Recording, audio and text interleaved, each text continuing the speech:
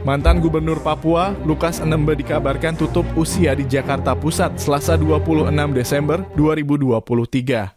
Lukas meninggal di pukul 10.45 waktu Indonesia Barat atau 12.45 waktu Indonesia Timur di Rumah Sakit Pusat TNI Angkatan Darat Gatot Subroto. Kabar meninggalnya Lukas NMB dibenarkan Kepala RSPAD Letjen Albertus Budi Sulistia. Benar dia meninggal dunia pukul 10.45 waktu Indonesia Barat, kata Budi melalui pesan tertulis kepada Kompas.com.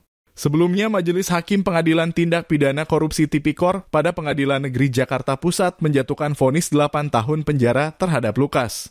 Lukas dinilai terbukti secara sah dan meyakinkan bersalah melakukan tindak pidana korupsi berupa penerimaan suap dan gratifikasi saat menjabat sebagai Gubernur Papua 2013 hingga 2022.